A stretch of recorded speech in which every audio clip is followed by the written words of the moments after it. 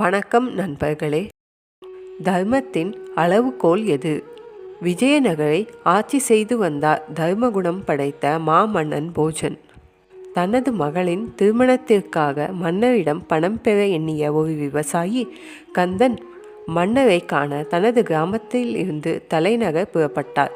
வழியில் பசித்தால் உண்ணுவதற்காக சில ரொட்டிகளை பொட்டலம் கட்டி எடுத்துக்கொண்டார். செல்லும் வழியில் திருமணத்திற்கு வேண்டிய அளவு பணம் தர மன்னர் சம்மதிக்க வேண்டுமே என்று கடவுளை வேண்டிக் கொண்டே வந்தார். விவசாயி கந்தனுக்கு பசி எடுக்கவே ஒரு குளக்கரையில் அமர்ந்து எடுத்து வந்த ரொட்டியை சாப்பிட கையில் எடுத்தார்.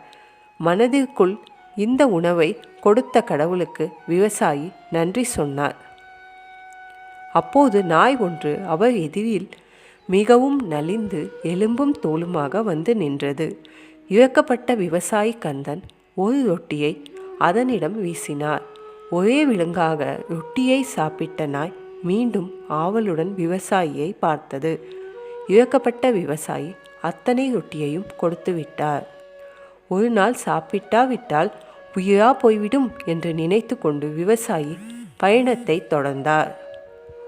அரசர் அவர் தகுதிக்கு தானம் கொடுத்தால் பிரஜையான நாமும் நம்மால் முடிந்ததை செய்வதுதானே முறை என தனக்கு தானே சமாதானமும் சொல்லிக்கொண்டார்.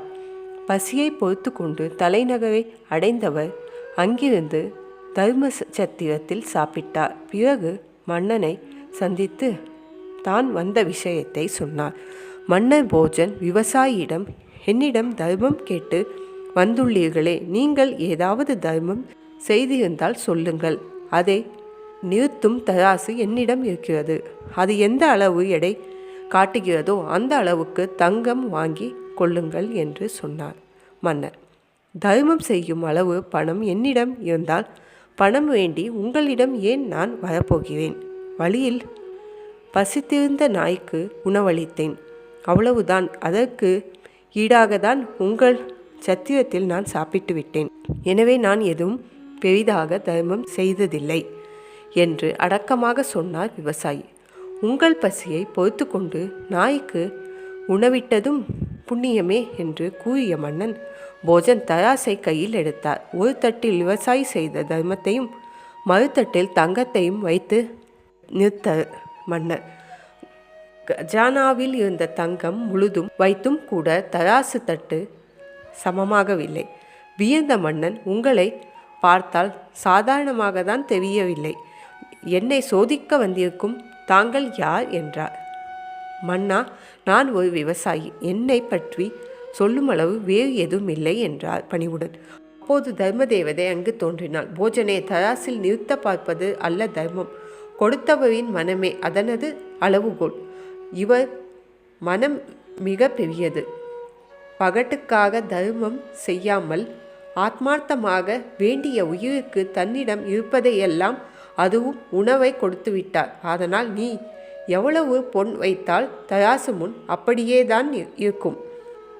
ஆகவே அவர் என்ன கேட்டு வந்துள்ளாரோ அதை கேட்டு அந்த அளவில் கொடுத்தால் போதுமானது என்றால் தர்மதேவதை. இதை ஏற்ற மன்னன் விவசாயிக்கு வேண்டிய அளவு தங்கம் கொடுத்து வழி அனுப்பினார். விவசாயியும் மகளின் திருமணத்தை சிறப்பாக நடத்தினார். ஆத்மார்த்த முழு மனதுடன் தங்களால் முடிந்த அளவு தர்மத்தை செய்யுங்கள், பலன் தானாக வரும். அதுவே உலகின் நியதியாகும்.